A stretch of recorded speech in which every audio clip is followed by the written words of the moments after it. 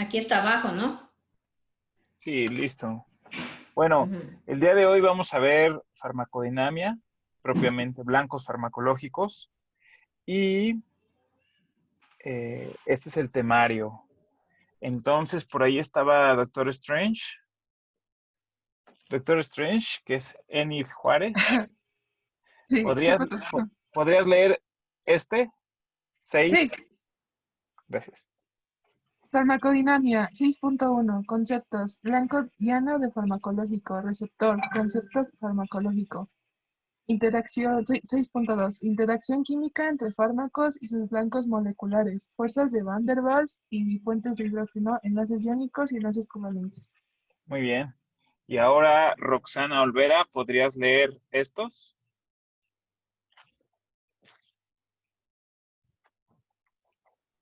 Desde 6.3, Sí, blancos, dianas farmacológicos. blancos farmacológicos. Receptores acoplados a proteínas G, ejemplos metabólicos muscarínicos, cascada de señalización y sus efectores, ligando primer mensajero, receptor, transductor, proteína efectora, segundo mensajero, efecto biológico. Canales iónicos regulados por ligando, ejemplo receptor inotrópico, nicotínico, succinilcolina. Ujú. Estados conformacionales, cerrado, reposo, abierto activo, abierto inactivado, estimulación sostenida, sensibilizado. Receptores nucleares, ejemplo receptor a estrógenos, raloxifeno. Cascada de señalización, ligando, receptor, factor de transcripción inactivado, disociación de chaperonas, translocación al núcleo, unión a elemento de respuesta sobre ADN. Receptores catalíticos, ejemplo tirosina sinasas, insulina. Cascada de señalización, ligando, receptor, autofosforilación, cascada de sinasas y fosfatasa de proteína substrato, translocación de GLUT4, modulación de la expresión génica. Canales iónicos regulados por voltaje, ejemplo canal de sodio, carbamazepina. Estados conformacionales, cerrado reposo, abierto activo, abierto inactivado, estimulación sostenida, desensibilizado. Enzimas, ejemplo acetilcolinesterasa, neostigmina. Sustrato, productos inhibición reversible o irreversible, ortostérica o alostérica del sitio catalítico. Incremento del sustrato y disminuye sustrato. Y transportadores, ejemplo, familia SL6, serotonina, nafluoxetina. Sustancias transportadas, cambio en la configuración del transportador, liberación de la sustancia y torno a la configuración inicial, reposo. Ok, pues si en algo se distingue el Departamento de Farmacología de la Facultad de Medicina es que el temario es muy explícito. Y esto quiere decir que así como lo están viendo, ese párrafo grande, es muy probable que les pregunten, por ejemplo, un ejemplo de tirosin sinasa y les pongan bla, bla, bla y les pongan entre ellas insulina. Es muy probable que les pongan lo que viene en el temario.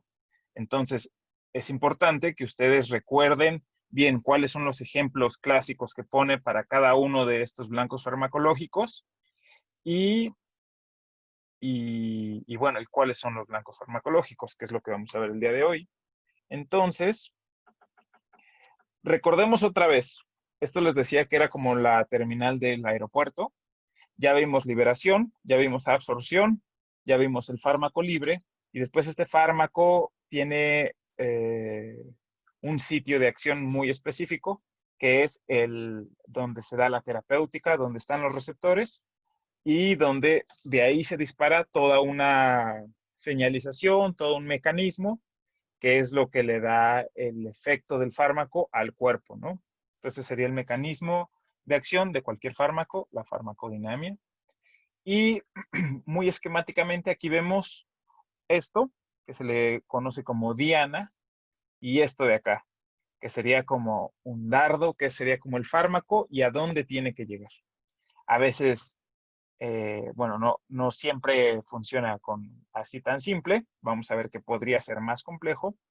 Pero, bueno, un receptor, que sería como la diana o el blanco farmacológico, es una unión de un ligando y su receptor. Entonces, el ligando sería el fármaco y el receptor el blanco farmacológico, y entre ambos el fármaco interactúa para poder obtener una respuesta celular o sistémica una vez que se ha unido a ese receptor, modificando la velocidad o magnitud de una respuesta celular fisiológica. No siempre, digamos, acelera o no siempre disminuye. El fármaco puede hacer distintas cosas. Lo que vamos a ver ahorita nada más es el fármaco, su receptor y lo que eso dispara y los tipos de receptores y los tipos de unión, ¿no? ¿Dónde se encuentran esos blancos farmacológicos, esos receptores? Generalmente son en la superficie de las células, aunque también pueden estar en el compartimiento intracelular, ya sea citoplasma o núcleo, ¿no? Como los receptores nucleares. Y puede haber en compartimientos extracelulares, como para los factores de coagulación o mediadores inflamatorios. Ahora, aparte de denominar los receptores, hay otros que se denominan aceptores, que son entidades que no causan ningún cambio directo en la respuesta bioquímica o fisiológica, pero que pueden alterar la farmacocinética de un fármaco. Por ejemplo, la albúmina, ¿no?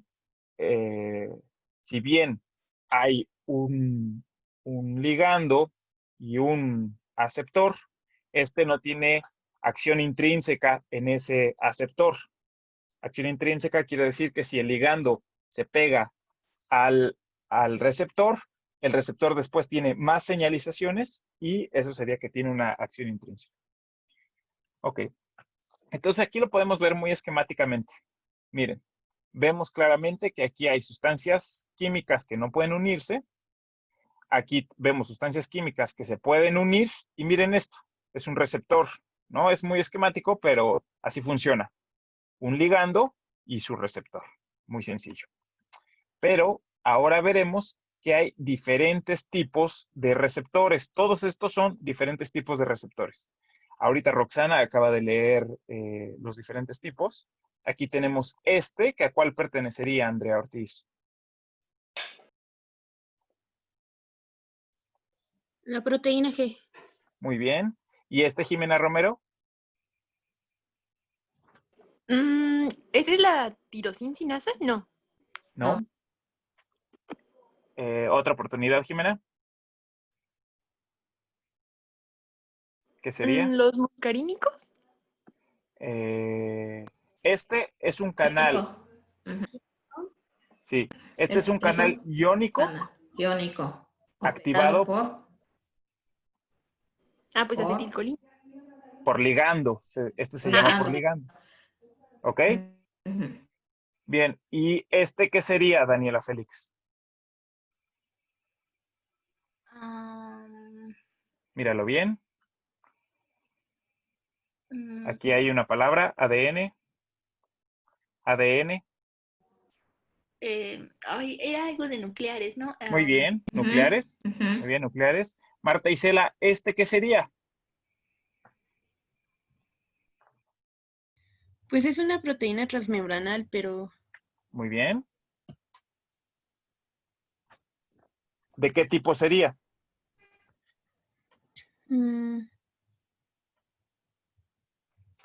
Mira, aquí tiene un dominio abajo.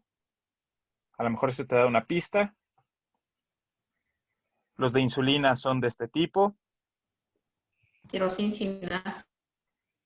Ajá. Es un receptor catalítico. Jorge Ávila, ¿este qué sería? A lo mejor es muy caricatura, pero ¿qué sería? Es casi igual a este, pero este está activado por otra cosa. Pues es un canal iónico activado por voltaje, ¿no? Por voltaje, así es. A ver, Marco Ruiz, ¿y este qué sería?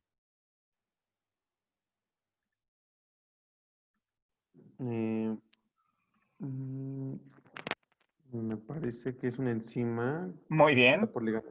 Ujú. muy bien, muy bien. Una enzima. Y por último, Paola, este está difícil,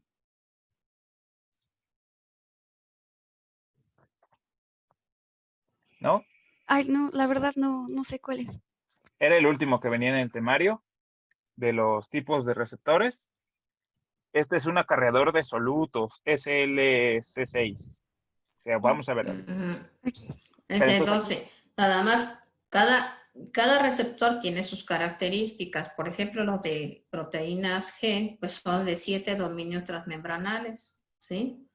Los operados por ligando, como los GABA, ahí están viendo ustedes que tienen dos unidades alfa, dos subunidades alfa, una beta y una delta, ¿sí? así es. El caso de los receptores nucleares tienen dominios que estructuralmente comparten casi todos los esteroides y otras moléculas pequeñas que tienen un dominio N-terminal, un dominio C-terminal, carboxilo terminal, un dominio de unión al DNA que es único de todos los receptores DNA, un dominio de bisagra o D y un dominio E que es de unión al ligando. Estas son características muy exclusivas de ese tipo de receptores nucleares o citosólicos porque una vez que entra el ligando, que puede ser una hormona que nosotros producimos, que puede ser un ligando endógeno o un fármaco, va a entrar como son altamente lipofílicos, a través de la membrana. Y tenemos el de insulina, que ahí casi la insulina es el ejemplo, pero son todos los factores de crecimiento. Digamos, es una tirosina, el receptor es muy grande y acepta moléculas muy grandes también, como las moléculas de todos los factores de crecimiento, TNF-alfa, insulinas, etcétera, ¿no? Y a diferencia de los iónicos, que son operados por voltaje, entonces ahí son únicamente iones, ¿sí? En los enzimáticos, vamos a ver de diferentes tipos enzimáticos, unos van a ser inhibidores y otros activadores, ya finalmente estos de los transportadores, que aquí son 12 dominios transmembranales, también son muy importantes. Otra característica de ellos que vamos a ver en las definiciones es que cuando se trata de ligandos que inhiben una función, ya sea celular, biológica, cuando se inhiben, dependiendo si es una proteína G, si es proteínas G o o nucleares, se llaman antagónicos, son antagonistas. Si van a inhibir un canal, se llaman bloqueadores, ¿sí? Y si van a inhibir una enzima, así se llaman inhibidores enzimáticos, porque a veces utilizan, antagonismo para todo, utilizan, y a veces no es correcto, sino es inhibidor, bloqueador y antagonista, ¿sí? Adelante, Rodrigo. Bien, pues vamos a ver uno por uno. Entonces, vamos a empezar. Bueno, quiero empezar diciéndoles que hay diferentes como formas de unión. Hay unas uniones que son muy específicas, que tienen alta afinidad. Miren, como esta, es esquemático, pero casi topológicamente son complementarias.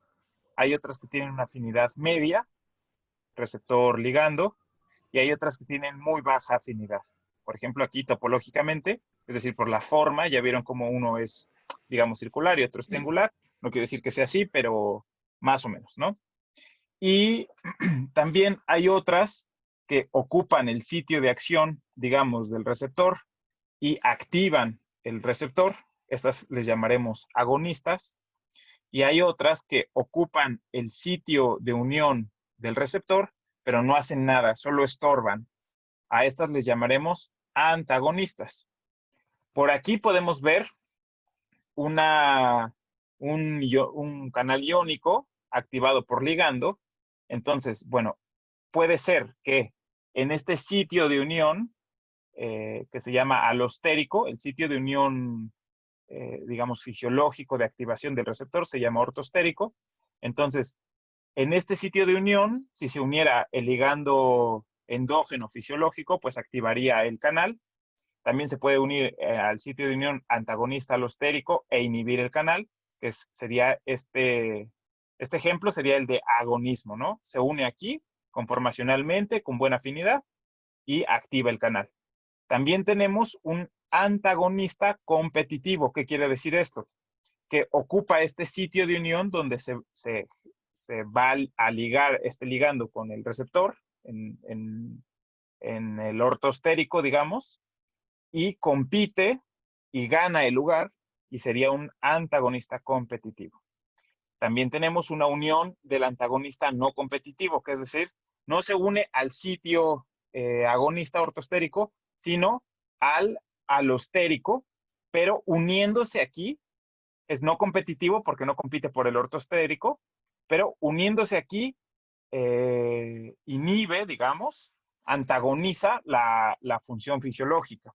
Entonces, esta proteína no actúa normalmente porque ya se le unió aquí un otro sustrato que lo imposibilita fisiológicamente, pues.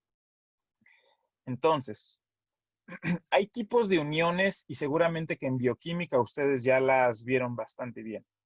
Enlace iónico, los puentes de hidrógeno, las interacciones de Van der Waals, el enlace covalente, las interacciones de hidrógeno, hidrofóbicas. Entonces, bueno, en este de aquí abajo están de fuerza de unión menor a la que tiene mayor fuerza. Como todos sabemos, las fuerzas de Van der Waals son muy débiles, son transitorias, son lábiles, se pueden romper fácilmente. Cargas transitorias positivas o negativas. Los puentes de hidrógeno son más fuertes que las de Van der Waals, permiten unir, además, aquí pone átomos de polarización más negativa, ya sea oxígeno, nitrógeno o azufre. Los enlaces iónicos y finalmente, pues los enlaces covalentes, ¿no? Ahí donde dos átomos comparten un electrón y por eso son muy fuerte esa unión. Mientras que sí, en la unión iónica, pues los átomos que tienen muchos electrones se juntan con los que tienen pocos electrones y eso mantiene una estabilidad de puente, pero miren bien aquí cuál es el que menos y cuál es el que más en la fuerza de unión. Esto lo suelen preguntar. Ok. Entonces, aquí vemos, aquí tenemos, permítanme. Aquí tenemos dianas para la acción farmacológica. Ya vimos que hay receptores, ya vimos que hay canales iónicos, hay enzimas y hay transportadores, que realmente transportadores, hoy me sacó. A ver, permítanme.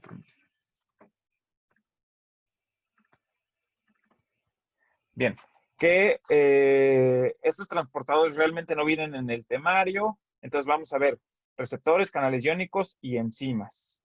Y aquí vemos los receptores fisiológicos, que son las proteínas unidas a proteína G, los canales iónicos, ya sean los activados por ligando, los activados por voltaje, las enzimas que son transmembrana, como la tirosincinasa, las tirosinas fosfatasas, la transmembrana no enzimática, receptores de citosina o receptores tipo TOL, que quizá los vean más en inmunología, los receptores nucleares, como esto que les decía la profesora, receptores de esteroides, de hormona tiroidea, PPAR gamma, y no veo abajo, me tapa esto, deben ser las enzimas. Ok. Hay enzimas. Sí, vale. Entonces, estos serían como aquí pone bien la familia estructural, enzimas intracelulares, la familia funcional, los ligandos fisiológicos. Miren aquí, por ejemplo, en los de proteína G, vemos norepinefrina, epinefrina, sería dopamina, ajá, o sea, las aminas, ¿no? Las catecolaminas, y los efectos transductores, que serían ahorita lo vamos a ver a detenimiento, pero sería a una proteína que es GS. Y por ejemplo aquí, a la acetilcolina, una proteína que es GI y GQ y AC, que ahorita vamos a ver de qué se trata, con PLC, ¿no? Que es fosfo... Fosfolipasa C. fosfolipasa C, sí. Y los canales iónicos igual. Por ejemplo, del de serotonina, el GABA, el de acetilcolina y los efectos transductores en sodio, calcio, potasio, cloro. Igual para cada una de estas. Esta igual se las voy a pasar y por acá pone algunos ejemplos de fármacos. Bien, entonces hay dianas de acción farmacológica que son excepciones a la regla, lo comentábamos el otro día con la doctora, por ejemplo la colchicina, un medicamento que se da para una enfermedad que se llama gota, interactúa con la tubulina, que es una proteína estructural, y no directamente tiene como una diana clásica, pues. Los anticuerpos monoclonales secuestran mediadores inflamatorios, los citotóxicos se unen al ADN y generan daños a su estructura. Entonces, estos serían como excepciones, pues, a la regla esta de del fármaco como ligando y el receptor, como blanco farmacológico. Entonces, bueno, solo... También hay otros fármacos, por ejemplo, los que hacen una reacción de neutralización en el estómago, cambian el pH gástrico, como los hidróxido de aluminio y magnesio. Ellos no tienen una diana como tal, no tienen un receptor, un sitio de unión, sino tienen un efecto nada más de neutralización del pH del ácido clorhídrico. Otro que le comentaba a Rodrigo es el manitol. El manitol se utiliza en edema en edema craneoencefálico por algún accidente de moto, algún golpe, un trauma muy severo. Entonces el manitol actúa por ósmosis, ¿sí? Es decir, saca agua de parte del cerebro en las personas que han sufrido un trauma muy severo, ¿no? Entonces, no todos los fármacos tienen una diana como tal, un receptor, un canal, una enzima, pero solo para que lo tengan en cuenta. Uh-huh. Y regresando otra vez, perdón, aceptaba a alguien a la reunión. Hay otra vez los canales iónicos que son controlados por ligando. Aquí vemos el receptor, su ligando, los iones. El ligando entra en contacto con esta proteína y hace que se hiperpolarice o se despolarice según, y eso tiene efectos celulares. Este tipo de respuestas celulares son en milisegundos. Por ejemplo, el receptor nicotínico de acetilcolina es muy rápido. Tenemos los receptores que son acoplados a la proteína G, metabotrópicos, que bien tienen el receptor, se une aquí el ligando y puede haber, la proteína que está acoplada puede activar a enzimas, a proteínas transmembrana de canales que tengan diversos efectos. Puede activar o inhibir. Y esto dará segundos mensajeros y puede haber liberación de calcio, fosforilación de proteínas, otros, etcétera. Y esto habrá cambios, efectos celulares. Esto es un poco más tardado, sigue siendo pronto, son segundos. Un ejemplo es el receptor muscarínico de acetilcolina. Los receptores ligados a sinasas, aquí lo vemos, se liga, vamos a ver detenidamente cada uno de estos. Hay fosforilación de proteínas, transcripción génica, síntesis de proteínas, toda una cascada de señalización, de fosforilación y efectos celulares finales. Pueden ser más tardados horas, por ejemplo, los receptores de citocinas. Y finalmente los receptores nucleares, donde el ligando es bastante liposoluble, cruza la membrana y puede ir ya sea al citosol o al núcleo, y ahí habrá un receptor para ese ligando y comenzará, lo veremos más adelante, una transcripción génica, síntesis de proteínas y obviamente efectos celulares pero este puede tardar horas. Bien, veíamos que uno de los ejemplos sería receptores de estrógenos. Vale. Entonces, Eso sería para el caso de un ligando que es un agonista. Y en el caso de un antagonista, entonces inhibiría esas respuestas celulares. O las disminuye. Porque hay agonistas que son full, totales, y hay agonistas que son parciales. Entonces, ahorita veo cómo le hacemos para que esas definiciones queden bien a detalle. ¿Qué es un agonista? ¿Qué es un antagonista? ¿Qué es? Hay reversible, irreversible. Hay competitivo, no competitivo, y hasta haya competitivo. Hay agonista inverso, ¿sí? Y eso quiero que al final que quede, pero bien, bien claro, porque son definiciones que las vamos a manejar aquí durante todo ya el resto del año, ¿sí? Sí, así es. Entonces, por favor, si alguien tiene una duda sobre esto, interrúmpame. De todas formas, al final vamos a recapitular sobre eso, sobre esos conceptos. Bueno, miren la estructura de los diferentes receptores, ¿no? Aquí tenemos que es iónico, tipo 1, canal iónico, controlados por ligando, que tienen este dominio extracelular. Aquí los 4 o 5 dominios transmembranales y el dominio intracelular, que es el que hace la activación, ¿no?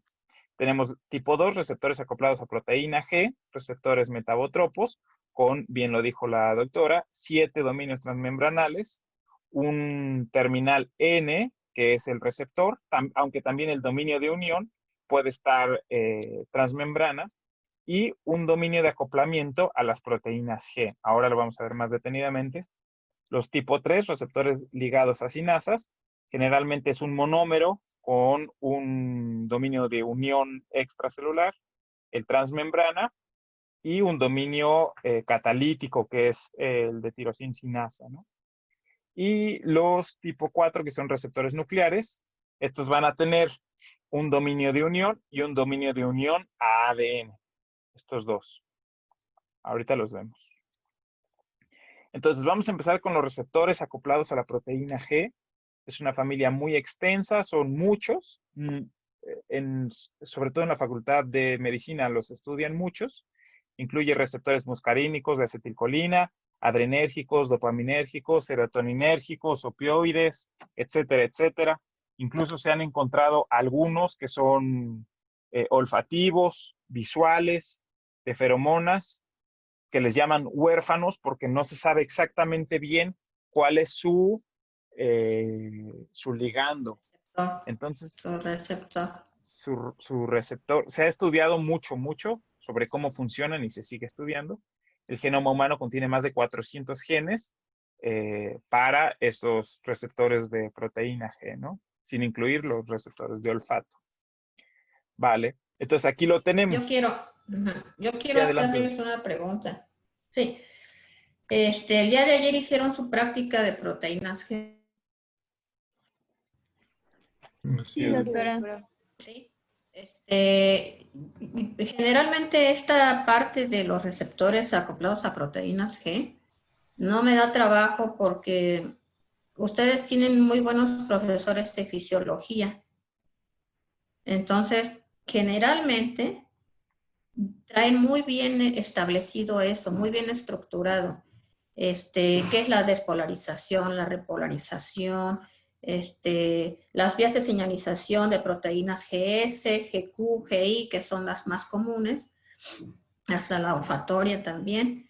Y ya traen la práctica desde un día antes hecha, ¿no? Y se supone que la de ayer fue de pura proteína G, ¿verdad? Sí. Entonces, esta parte de ustedes la integran muy bien, generalmente la integran muy bien, pero ahora la vamos a enfocar a la farma. La ven desde un punto de vista fisiológico, muy interesante, que es la base, la vamos a ver desde el punto de vista farmacológico. Y como dice Rodri, de todos modos, cualquier duda, ustedes nos detienen y lo explicamos en ese momento. Adelante, Rodri. Vale. Bueno, pues entonces, si ya hicieron su práctica, seguro ustedes me van a corregir a mí si cometo algún error y les voy a preguntar yo a ustedes. Ya como veíamos en el cuadro anterior, vemos aquí la familia funcional. Por ejemplo, los receptores beta-adrenérgicos, los receptores colinérgicos muscarínicos, los receptores eicosanoides, y de aquí los ligandos fisiológicos, norepinefrina, epinefrina, dobutamina, dijimos, acetilcolina, prostaglandinas, leucotrienos, trombuxanos, los efectores transductores, que seguramente ya lo tienen muy familiarizado, GS, adenilato ciclasa, GI, GQ, adenilato ciclasa, canales iónicos y fosfolipasa C. Y para los receptores icosanoides, GS, GI, GQ, ¿no? Y ejemplos de fármacos, la dobutamina, propanolol, la atropina, misoprostol, montelukast, ¿vale? ¿Y cómo funciona la proteína G? Bueno, los receptores ligados a proteína G, vamos a verlo ahora. Para empezar, ya habíamos dicho que los receptores acoplados a proteína G tienen una sola cadena polipeptídica con 7 alfa hélices transmembrana. Recuerdo que también les decían septentrionales porque tenían los 7 dominios transmembrana, un dominio extracelular, N-terminal, un dominio intracelular, C-terminal, y el dominio de interacción con las proteínas G, que está más abajo. Ahorita les pongo la ilustración. Entonces, aquí está el ciclo de activación de las proteínas G. Aquí vemos esquemáticamente el receptor y está acoplado a estas proteínas G, que sería alfa, beta y gamma. Entonces, junto a esta alfa, beta y gamma, en este momento se encuentra en estado de reposo y puede haber algunas dianas ahí contiguas que están inactivas. Después, cuando viene externamente aquí el ligando, el receptor es ocupado por el agonista. Es decir, un agonista es el que va a hacer una función intrínseca y va a disparar toda una cascada de reacción. Un antagonista se pondría aquí y simplemente no pasaría nada. Entonces, por aquí estaría un agonista y ya no se puede pegar, ya no se puede unir. Y como ya no se puede unir, ya no hay función. Pero va a hacer función, ¿no? Entonces, cuando sucede esta función, un GTP es intercambiado en la subunidad alfa de este trímero de 3, alfa, beta, gamma, es intercambiado GTP por GDP, y entonces esto hace que lleguemos, que el alfa salga con función y logre activar a una diana. Una vez que activa esa diana, digamos, ya hizo su trabajo y ese GTP se hidrolizará, perderá un fosfato y regresará a GDP y entonces volverá a su trímero. Esto ya lo vieron, ¿no? Entonces, dependiendo del subtipo de proteína G, se activarán distintos sistemas de segundos mensajeros. Puede ser adenilato ciclasa, que lo habíamos visto como AC, fosfolipasa C, que lo habíamos visto como P de fosfo, LC, lipasa C, canales iónicos también, sinasa Rho, que esta era de rodopsina, y proteína sinasa activada por mitógenos MAP, que creo que lo alcanzan a ver en inmunología. Para nosotros, estos dos van a ser los importantes ahora. También el IP3, el inositol. Y el inositol. También es importante. Sí, ahorita se los voy a describir bien. Pero entonces, miren, son las principales subtipos de proteína G funcionales. Tenemos los G alfa S. Aquí le ponen alfa porque es la subunidad alfa, aunque también se los pueden presentar como GS, simplemente. S de estimulación en inglés. GI de inhibición. G0 o GQ.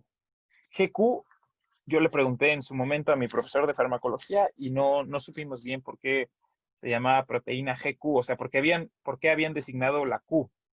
Pero bueno, al GS, muchas aminas y otros receptores, catecolaminas, histaminas, serotonina, estimulan la adenilato ciclasa, aumentando la formación de una cosa que está aquí, que es el AMP cíclico.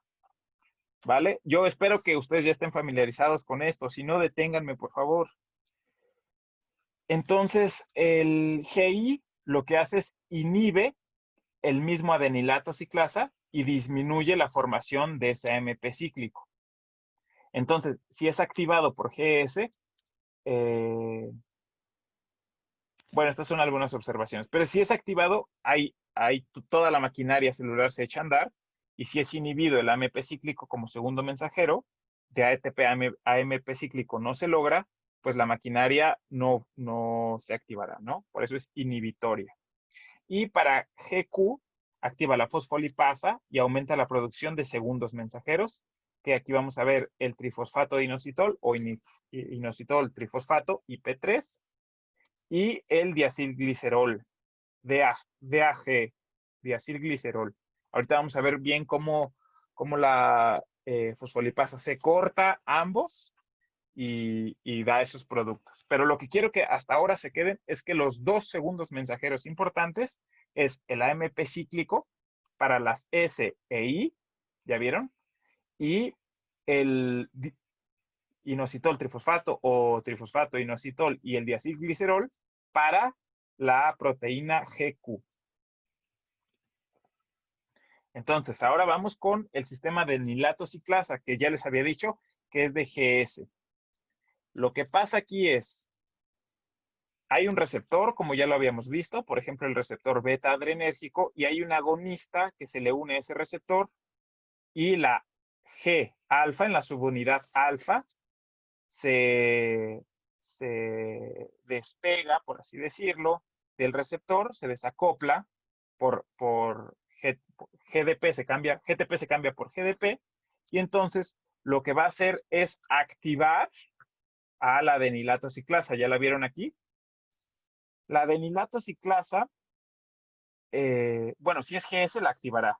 Si es GI, hará la inhibición. La adenilato ciclasa hará pasar ATP a AMP cíclico, y el AMP cíclico a la proteína sinasa la pasa de inactiva a activa. Esta proteína sinasa, como muchas sinasas, también he visto que le ponen proteína quinasa, lo que hace es donar fosfatos. Donando fosfatos, activa o inactiva ciertas reacciones. Por ejemplo, aquí pone efectos de la proteína sinasa, PKA, en otros tejidos, hace aumento de la actividad de canales iónicos en células cardíacas y aumento de la contracción. Ahorita veremos por qué. Disminución de la actividad de las sinasas de la cadena ligera de miosina y relajación del músculo liso. Miren cómo no en todos lados tiene el mismo efecto. Por ejemplo, esta que es estimuladora hará a la lipasa pasar de inactiva, juntándole un fosfato, una lipasa activa. Y la lipasa lo que va a hacer es aumentar la lipólisis. Por ejemplo, en periodos de ayuno muy largos o ejercicio extenuante, habrá lipólisis y pérdida de tejido adiposo, ¿no? En la reducción de síntesis de glucógeno, la glucógeno sintetasa pasa de activa a inactiva. Entonces queda la glucógeno sintetasa inactivada igual por ATP. Y entonces ya no se va a sintetizar glucógeno, que esa sería, recuerden en bioquímica, una vía que es anabólica. Esa ya no. Y porque miren, aquí en la lipólisis estamos en catabolismo, ¿no? Que sería la otra vía. Y estos son ejemplos. La fosforilasa sinasa de inactiva se activa, y después la fosforilasa B de inactiva se activará, fosforilasa A, y esto hará pasar aumento de la degradación de glucógeno. El glucógeno guardado ya se puede fosforilar y pasar a glucosa 1-fosfato y toda la vía que ustedes conocen de sobra en bioquímica. Y entonces, al contrario, una proteína que fuera GI, entonces inhibiría toda esta señalización y todo actuaría a la inversa. Entonces, aquí vemos, ¿no? En el mismo sistema de nitrato-ciclasa, para la enzima diana, la GS, aquí lo vemos, alfa S, activará con un signo de más, receptor estimulado, pum, alfa S, y activa la enzima. Y en un receptor inhibidor, aquí vemos receptor inhibidor, alfa I o GI, proteína acoplada, y lo que va a hacer es, con este signo menos, inhibir a la enzima. ¿Hasta aquí bien? Sí. ¿Alguien tiene alguna duda? Hola. ¿Están por allí? Todo bien. Todo bien, gracias. Todo bien, ¿Todo doctor. bien? gracias. Todo bien, Ok. gracias. Bien, sigamos. Entonces, ahora vamos a hablar de la GQ, que la GQ les dije que tenía que ver con fosfolipasa C, fosfatidilinositol. Toda esta estructura que vemos aquí es un fosfolípido. Este fosfolípido a esta altura se divide en dos. Todo lo que está aquí abajo es el inositol trifosfato. Miren, está fosfatado en la posición 1, 4 y 5, ¿ya vieron? Aquí está un fosfato. Entonces es I145P3 o inositol con 3 fosfatos, para pronto. Y la fosfolipasa C lo que hace es cortar aquí a esta altura, dejando dos productos. En la parte de arriba tendremos un glicerol y dos ácidos grasos. Entonces, esto se va a llamar diacil, acil de ácido, di de 2, diacil, glicerol. Y acá abajo, inositol trifosfato. Entonces, ahí tendremos dos subproductos, que sería el IP3 y el DAG. Entonces, aquí tenemos el receptor con la GQ, la fosfolipasa C corta, y dijimos que nos iba a dar dos cosas, el diacilglicerol y el IP3. El diacilglicerol puede activar una proteína que se llama proteína fosfoquinasa C, que puede fosforilar canales iónicos, receptores, enzimas. Por su parte, el IP3, aquí está, lo que puede hacer es ir al retículo sarcoplásmico. Esto lo van a ver en cardio seguramente. Es importante que vayan estudiando fisiología a la par de farmacología para que les funcione mucho. Y esto de los receptores tiene que ver incluso hasta con inmuno. El retículo sarcoplásmico se va a liberar calcio intracelular y el calcio liberado va a aumentar la contracción y también puede aumentar la liberación de neurotransmisores. Y por ende, bueno, pues puede tener diferentes funciones. Pero lo que quiero que quede claro solo ahora es que GQ tiene que ver con fosfolipasa C y dos segundos mensajeros, que son IP3 y diacilglicerol, ¿no? No nos enredemos mucho, simplemente estas cositas. GQ, fosfolipasa C, diacilglicerol, IP3 y ya, esto tiene que ver con calcio. Más adelante veremos para cada fármaco bien cómo es la vía, el mecanismo de acción. Aquí vemos, ¿no? Canales iónicos, receptoras, enzimas, otras sinasas. Entonces, aquí como un esquema muy diferente, es que vemos que las proteínas G, las que están en relación a la adenilatociclasa, tendrán como segundo mensajero el AMP cíclico, y las que están en relación a la fosfolipasa C tendrán como segundo mensajero el IP3 y el diacilglicerol. Y por acá vamos a ver todos los de eicosanoides y tal, eso después lo vamos a ver en AINES. Y bueno, las proteínas sinasa, que vimos que para MP cíclico será la proteína sinasa A, la proteína sinasa G, la proteína sinasa C, esta es la que les decía yo de acilglicerol.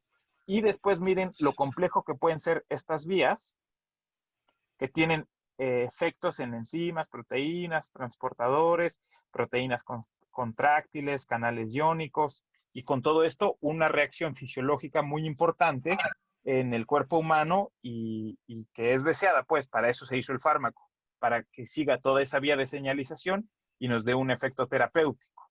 Por eso es importante que conozcan bien la farmacodinámica, el mecanismo de acción de cada fármaco.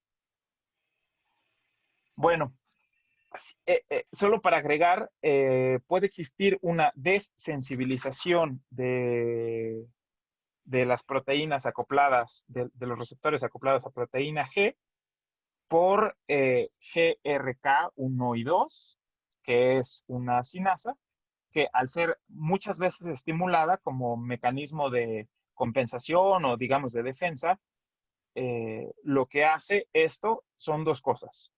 Uno, disminuye la afinidad que hay del receptor por la proteína G, aquí lo vemos, y dos, prepara el receptor, este es el receptor, para acoplarse con esta que está aquí, ARR, que se llama arrestina.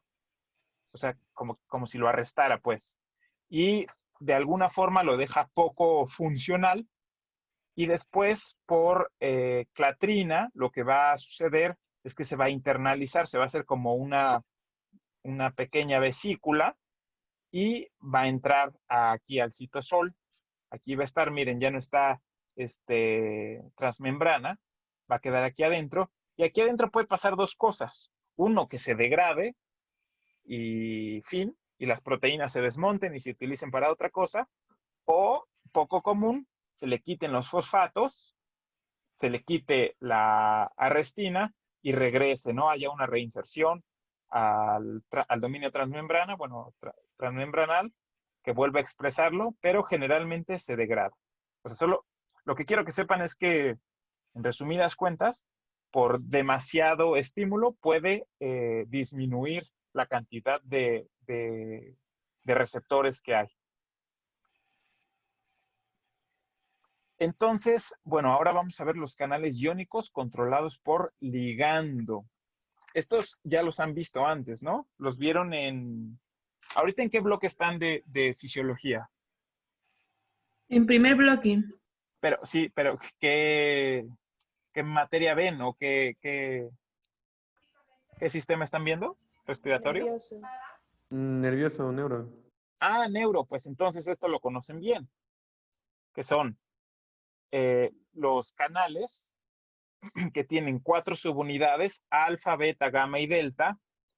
Son 4 subunidades, pero el canal está formado por 5 subunidades. ¿Qué quiere decir? Que hay 2 alfa, una beta, una gamma y una delta. Es el sitio de unión de acetilcolina.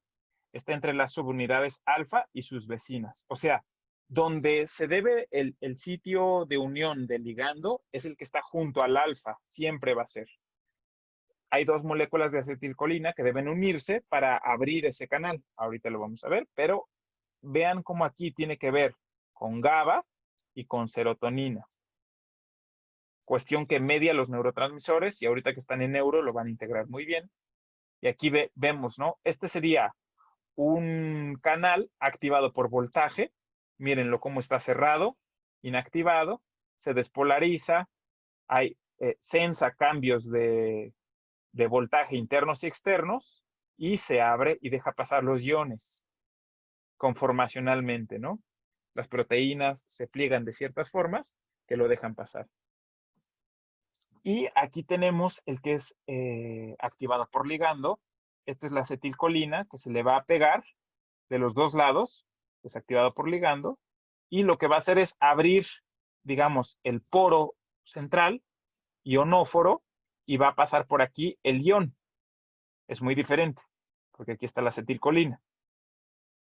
¿Sí? Entonces, miren, aquí se los traigo, este mismo, el del ligando.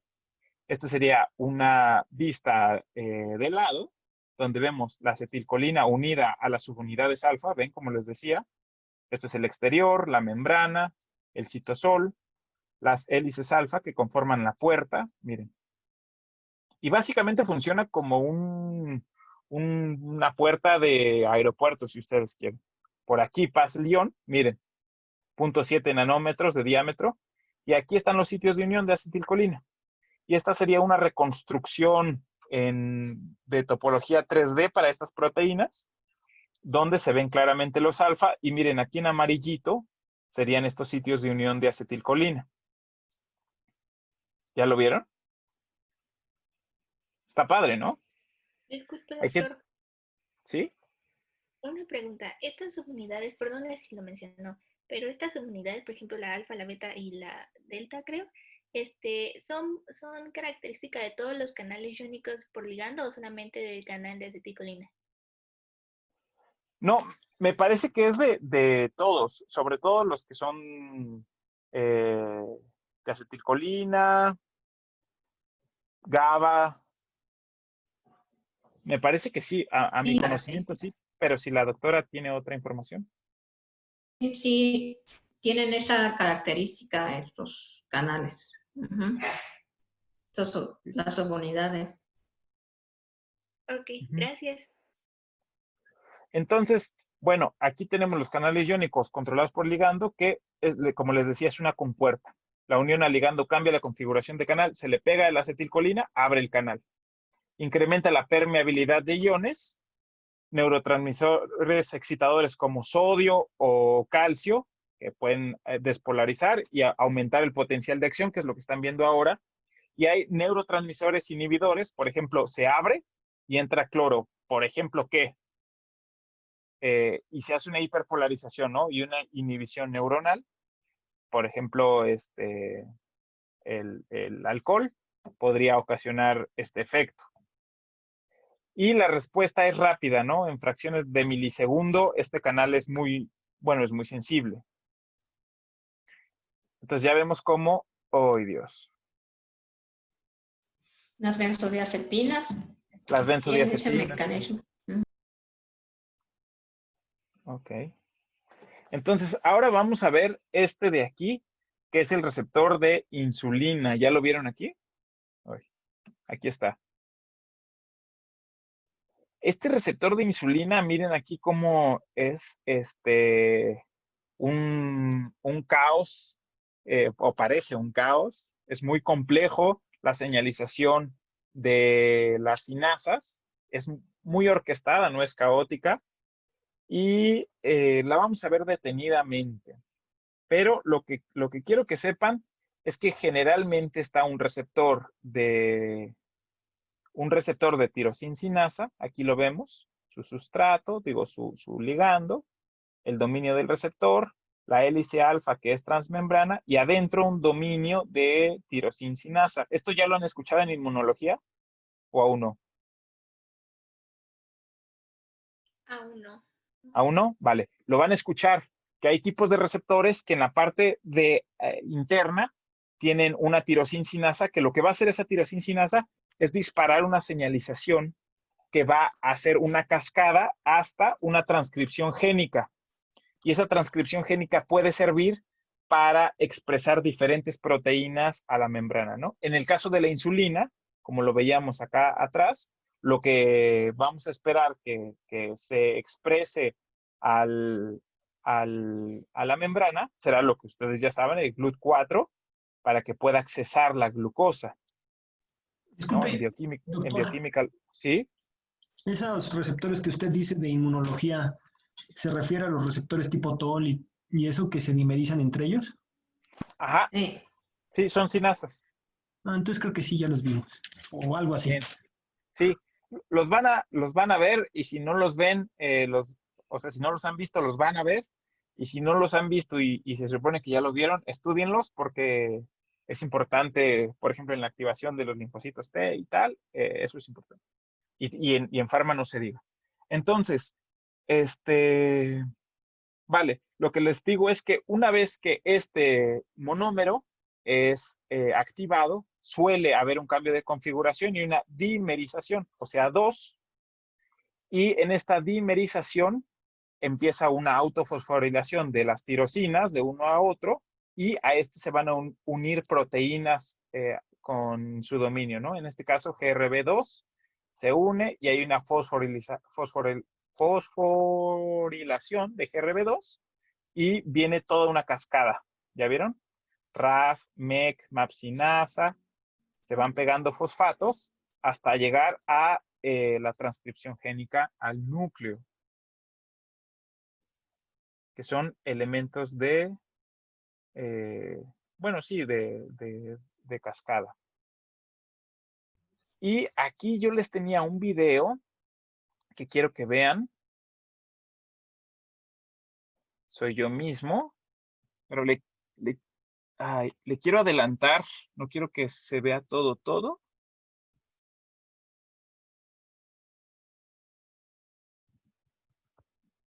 Es del linfocito T, pero sirve muy bien para entender cómo funciona la...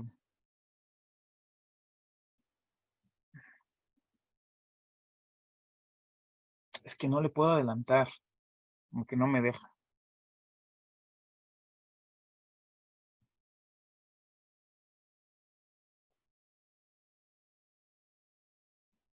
Uy, uy, uy. A ver, denme un momento, que sí quiero que lo vean, pero no que lo vean todo, porque la primera parte es de... Sí, aquí está. Miren, ¿pueden ver? Sí, doctor. Sí, doctor. Ok. Miren, esta sería una tirosincinasa, la que está ahí en naranja.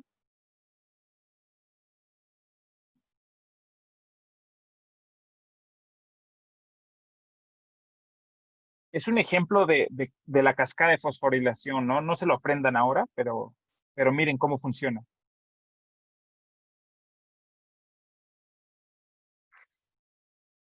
Le voy a adelantar un poco, miren. Activa otra. Esto es lo que veíamos ahorita, GRB2.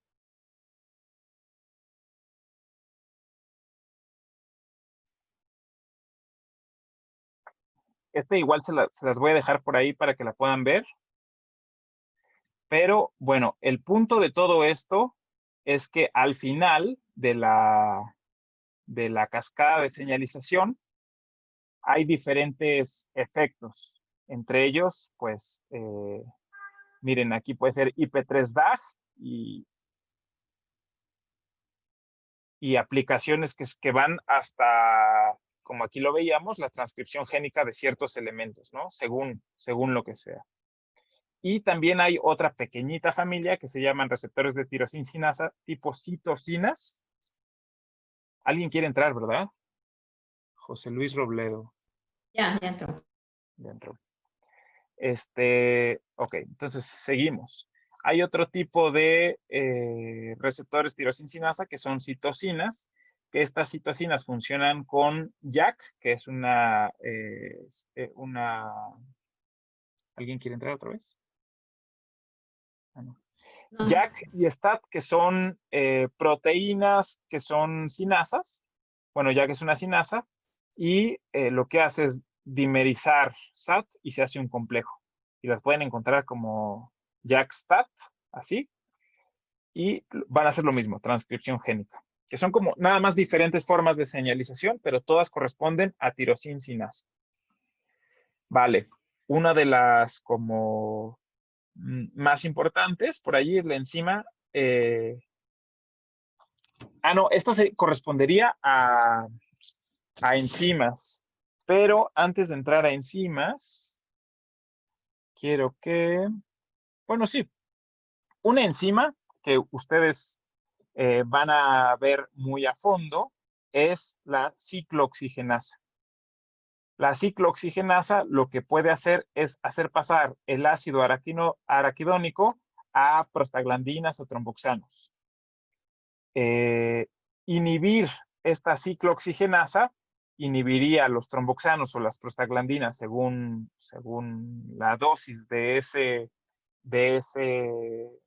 fármaco y así inhibir o inflamación o la agregación de plaquetas. Por ejemplo, ¿qué medicamento, a ver, déjenme aquí le pregunto, Katia Franco, no, José Luis Robledo, ¿qué medicamento sería un inhibidor de esta enzima?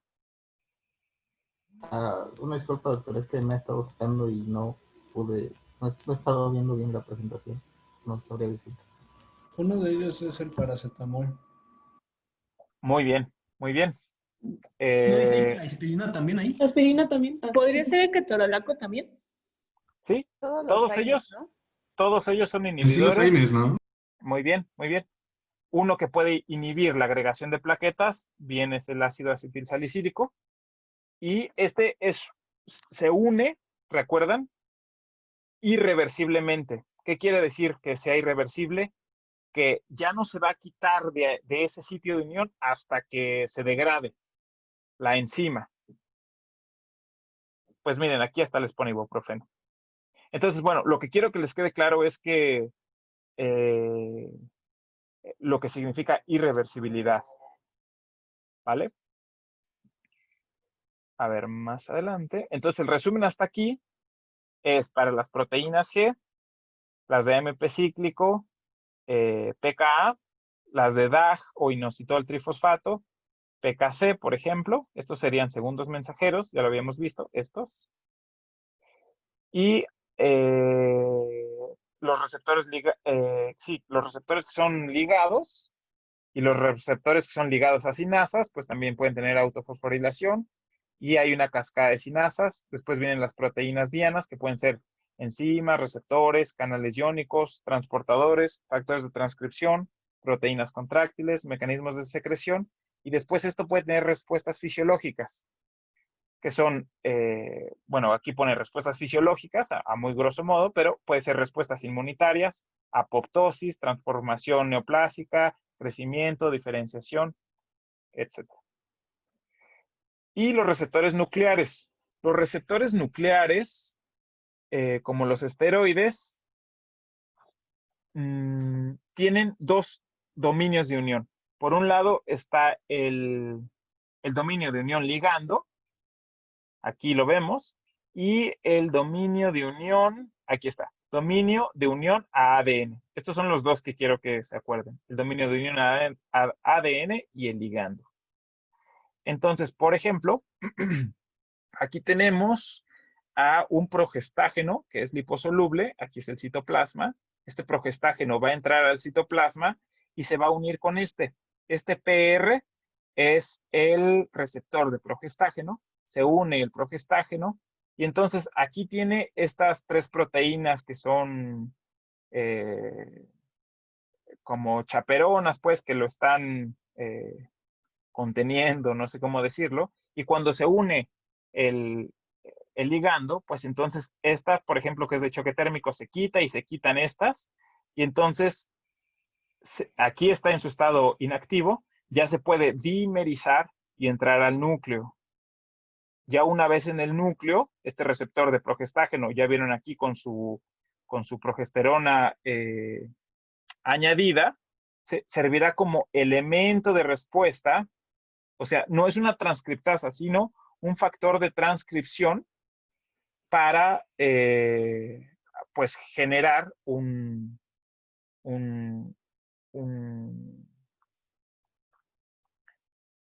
¿cómo les dije? Una génica, una transcripción génica, ¿sí? O sea, funciona como un elemento para lograr una transcripción génica. No es propiamente una transcriptasa. Aquí tenemos otro ejemplo, ¿no? Sí. Sí, sigue. Ok, aquí tenemos otro ejemplo, ¿no? Un estímulo inflamatorio. Más adelante los van a ver en inmunología, factor de necrosis tumoral alfa, tal. Y esto tiene toda una cascada de señalización interna. Aquí vemos un corticoesteroide, que sería un fármaco, que se puede unir a un receptor interno al citoplasma, y este receptor interno al citoplasma puede de esta forma, o sea, una vez yendo al núcleo, igual que el progestágeno, sí, bueno, que la progesterona, que el progestágeno, inhibir la transcripción génica para genes inflamatorios que sean citocinas, quimiosinas, moléculas de adhesión, receptores, y por tanto así interrumpe desde el núcleo todo el mecanismo inflamatorio. Entonces, aunque hay un estímulo externo, como ya está inhibido nuclearmente por el corticosteroide, ya no se va a dar el efecto. Este sería un ejemplo de un receptor nuclear, ¿no? Este de acá. Y aquí hay algunos tipos de, algunos receptores nucleares frecuentes farmacológicamente relevantes, ¿no? Están los andrógenos, estrógenos, glucorticoides, progesterona, mineralocorticoides, ácido retinoico, hormona tiroidea, peroxisoma, ¿sí? Creo que ya son como los más relevantes. Los vamos a ir viendo fármaco por fármaco y vamos a ver a qué familia pertenecen y sobre qué receptor actúan. Y por último, aquí tenemos el acarreador de soluto que se llama SLC6, de la familia de los neurotransmisores T, dependientes de sodio, cloro, y algunos sustratos de medicamentos seleccionados serían la paroxetina, la fluoxetina. ¿Qué hace este acarreador de solutos? Lo que hace es que es una modula a una monoamina como la serotonina para que regrese la serotonina del espacio entre neuronas, regrese y pueda ser, no sé, ¿cuál sería la palabra? Disuelta, pues, catalizada, no. Bueno, para que la serotonina regrese y sea degradada. Entonces hay fármacos, la serotonina es un neurotransmisor, hay fármacos que bloquean su acarreador de solutos en la terminal presináptica y como ya no puede regresar, se acumulan aquí los neurotransmisores, por ejemplo la serotonina, mejorando su internalización en la terminal postsináptica. De esta forma, pues pueden ayudar, digamos, a enfermedades como la depresión, mejorando la cantidad de serotonina que va, porque no le permite, eso se llama inhibidor de la recaptura de serotonina, que los vamos a ver más adelante ya, esos fármacos. Pero bueno, solo como ejemplo, ese sería un tipo de transportador, que no sé si recuerden que los vimos en esta clase, que eran los de transporte. Vimos ese, no lo vimos a profundidad, pero sería este. Y bueno, creo que hasta ahí que llega mi presentación y creo que lo que teníamos que ver el día de hoy, que sería esto, transportadores y la familia SLC6. Sí, son los inhibidores selectivos. Sí. De la recaptura, pues, de todas las aminas endógenas. Yo solo quiero recapitular los conceptos, que quede bien definido qué es un agonista. Alguien me diga, los agonistas se dividen en agonista puro y agonista parcial. Entonces, ¿a cuál se le dirá agonista puro? Alguien que me pueda decir. ¿Cuál sería un agonista puro? ¿Qué es un agonista y cuál sería un agonista puro? Un agonista total, le dicen en inglés, le dicen full agonist.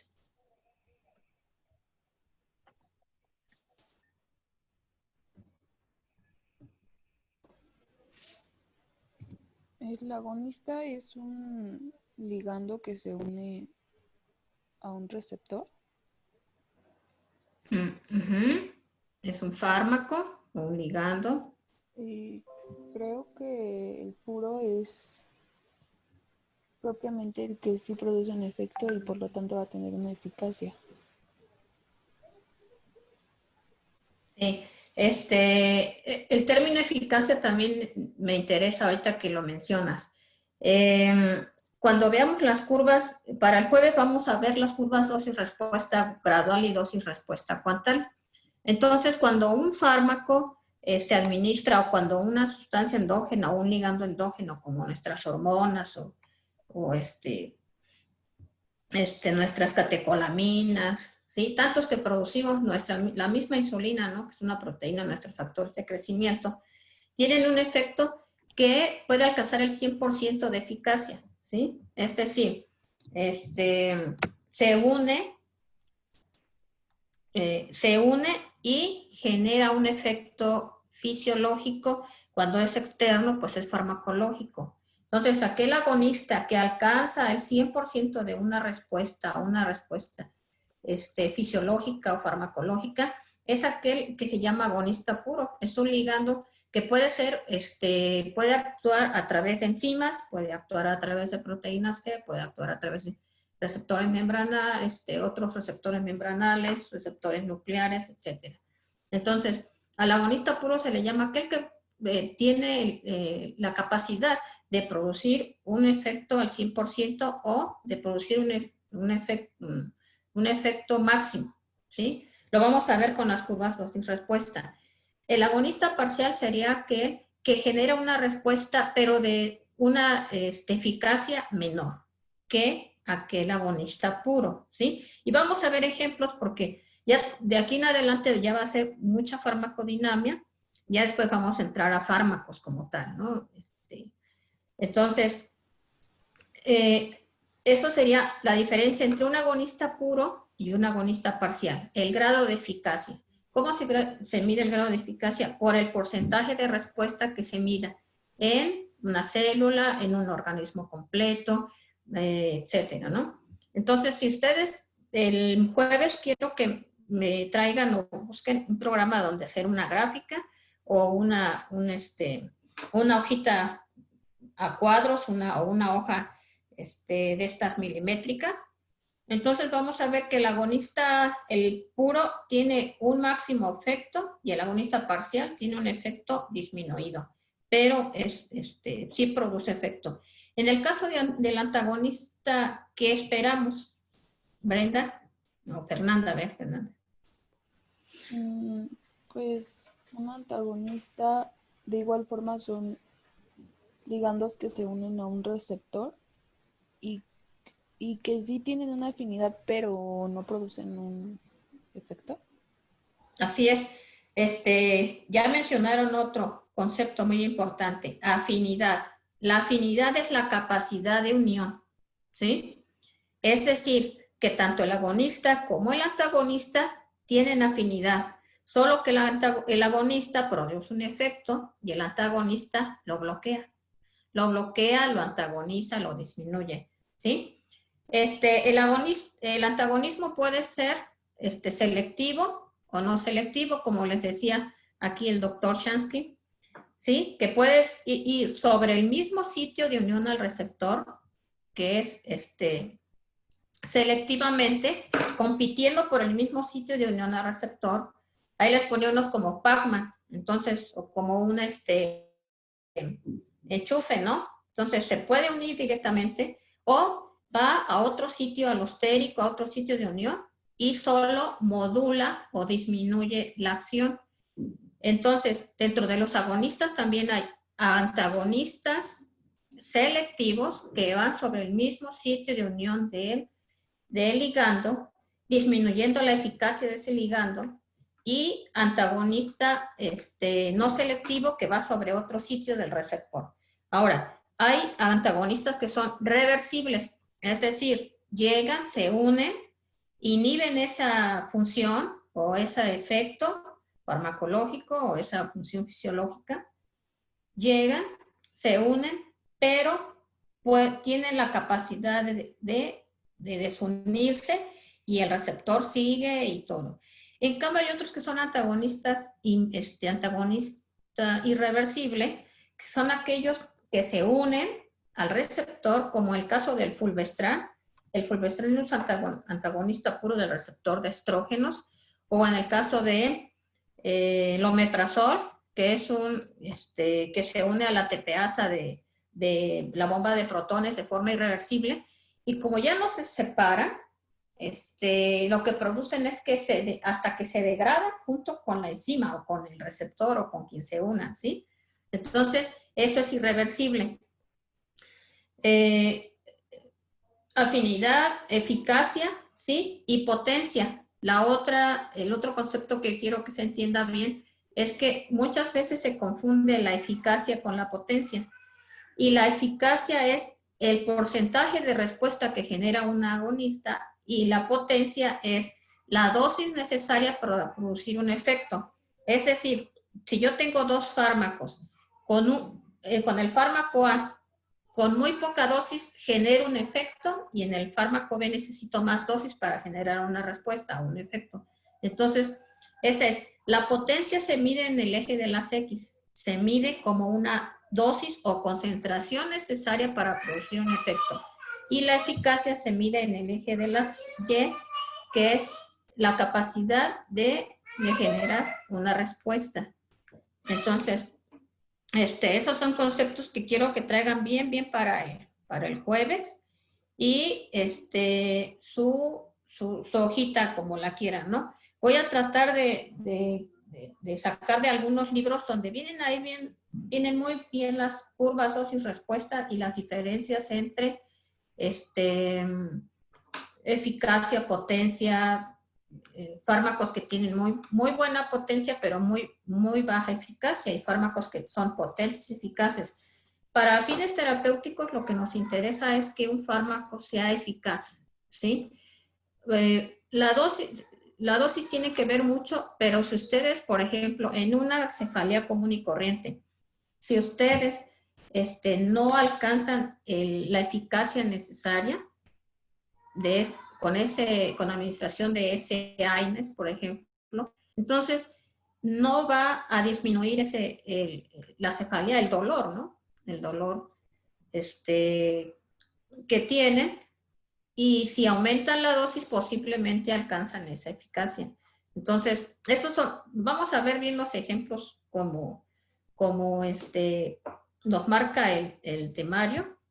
Aquí estoy viendo que estamos en blancos. Dice conceptos blanco farmacológico, receptor, conceptos, interacciones.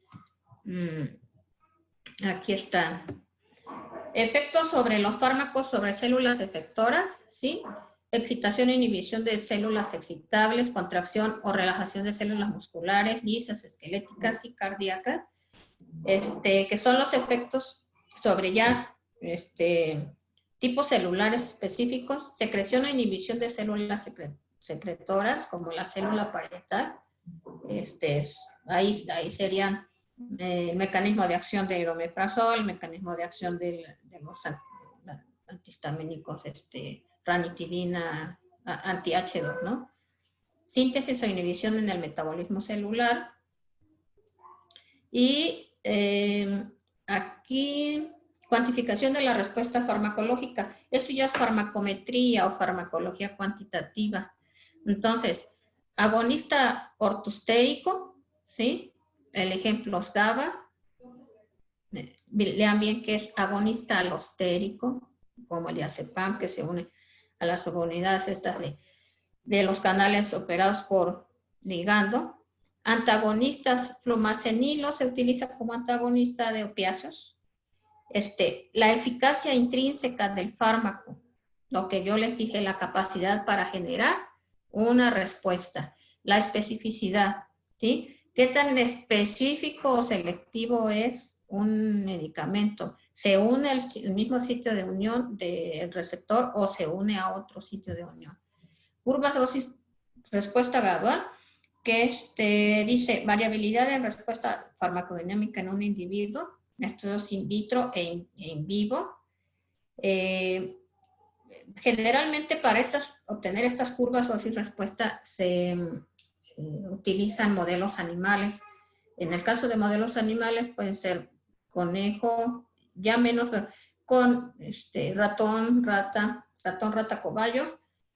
Y las curvas dosis respuesta in vitro, pues órganos aislados, ¿sí? Generalmente se corta unos trozos ya sea de la aorta, unos trozos de la tráquea, del hígado, de un pulmón, ya se utilizan, y ahí se hacen todas las curvas, curvas de respuesta. Vamos a obtener la concentración efectiva 50, tenemos concentración o dosis efectiva 50, aquella necesaria para producir el 50% de respuesta o del efecto. Hay dosis efectiva tóxica y hay dosis efectiva letal. Y entonces con la diferencia o la resta de ellos vamos a obtener nuestros márgenes de seguridad. Dice, la pendiente, ¿qué significa la pendiente? Pues significa afinidad por el receptor, asíntota máxima. Y después viene